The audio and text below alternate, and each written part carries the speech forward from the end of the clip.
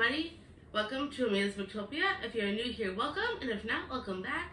And today I have my long-awaited book review on The Other Misses by Mary Kubica. I have been telling everybody I was going to do a review video at one point or another, and I have not yet done so. And well, it's about time I did it, right? I am very much excited to tell you guys what I thought of the book. Just for a brief synopsis, before we go into my thoughts, for those that haven't read it, I would definitely recommend you reading this before I go into my thoughts, because I don't know if I'll end up saying spoilers by accident. You never know, so I definitely recommend reading it first, just in case, and then come back to this video. Yeah, for sure. So, if you have not read The Other Misses, it is about this woman named Sadie and her husband. They moved from, I think it's Chicago to Maine for a fresh start, because some things happened when they were living in Chicago, and they wanted to bring about a change of scenery and hopefully a fresh start somewhere completely new. So they moved to this little island, well, kind of like an island in a way, because they have to take the ferry across to get to like the major city areas. And when they move, they take in Sadie's husband's niece, I believe, because his sister died, and so she has no one, his niece has no one to take care of her. So they move into the sister's house to take care of her and hopefully, you know, have the fresh start they all wanted. And then the niece starts acting very weird and in all kinds of very strange ways. And then there's a murder almost next door to where they are. And they don't know what the heck happened to this woman who got murdered. And so we kind of delve into that plot and find out what exactly happened to this woman that got murdered and who did it, like what the heck happened. And so we also get in the book 3 different POVs. One from Sadie herself, the second one from this woman named Camille, and then the third one from this little girl named Mouse. And it kind of intertwines the story together between the 3 perspectives. And if you have trouble with abuse, I would not recommend reading this, because there is some domestic abuse that goes on with a little girl named Mouse. So I'll be very wary before going to the book in case that triggers you, and maybe look up some more trigger warnings just in case, because a lot of things happen to the little girl. And so we kind of get the perspective from Mouse, Sadie, and Camille. And we don't really know what's going on with Mouse exactly. I mean, we have some idea, but not quite, because of the woman who got murdered. It's a pretty good impression between that woman and Mouse of what their relationship is, because you get some idea when you start reading it. But I won't give you all the spoilers. If I can help it, I'll try. And so they're interweaving the story between the 3 perspectives, and it's very thrillery, like a domestic type thriller, because it's very in home bound, so to speak. Because it's just like in the houses that most of the major events happen in, except for a few that happen off island when Sadie is working. And there is some weird inconsistencies throughout the story with the storyline itself, because you don't know what's really going on because Sadie's kids are saying one thing and Sadie's saying another.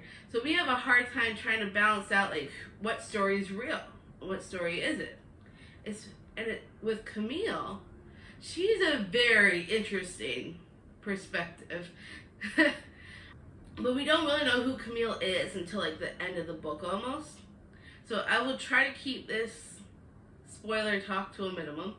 But we do find out where in the story like how she gets into the story and where she comes from and everything in between. It's a crazy story.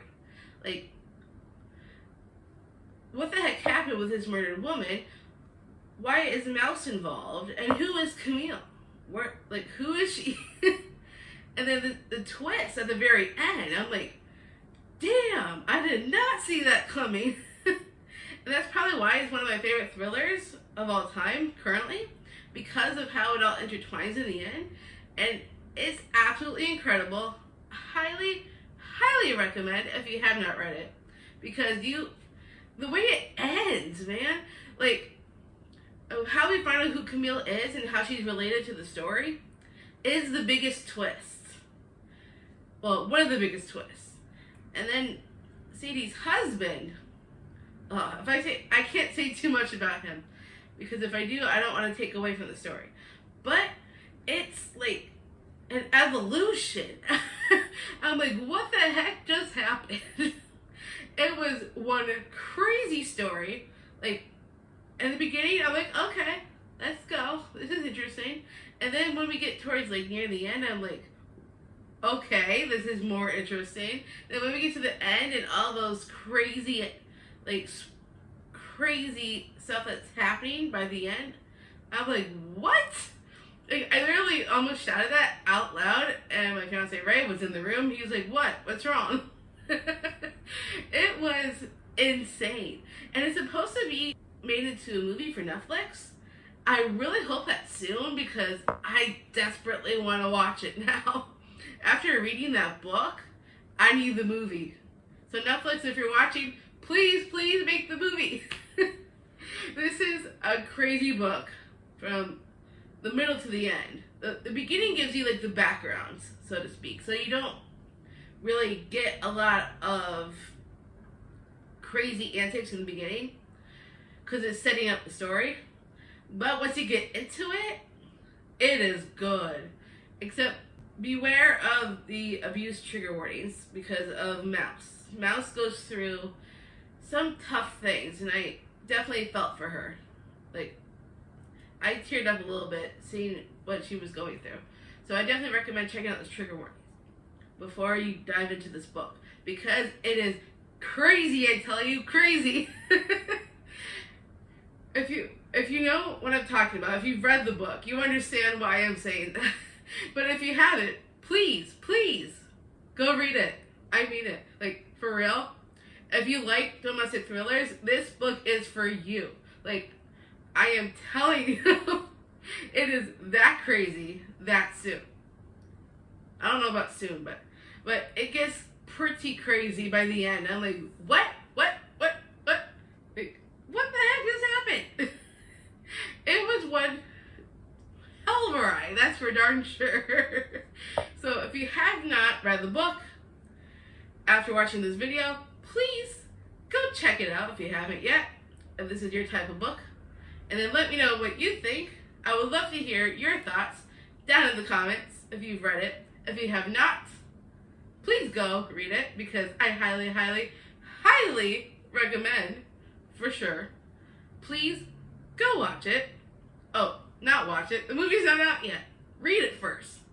And then when the movie comes out, then go watch it. So, I give it 5 out of 5 stars. If I could have given it 10 stars, it was that good. I absolutely loved it. Mary Kubica is probably, like, my new favorite thriller author. So, I do really want to read other books by her. I did read Local Woman Missing earlier this year. Absolutely loved it. The other misses, so good. And I need to read more of her backlist, because I know she has a new book coming out, I think it's next year. And I am very much excited for that book as well. So if you haven't read Mary Kubica yet, and you haven't read The Other Misses, I will link the book from Amazon in the description, so you could go check it out for yourself, because I really think you should if you have not read it. So go click that link down below, get yourself a copy, and dive into that book. I promise you, you will not regret it. And thank you so much for watching this amazing book review video, my first book review ever by myself without Ray by my side. So if you like this video, give me a huge thumbs up. And if you want to see more book reviews and more bookish content from me, smash that subscribe button down below. And I will see you all next time.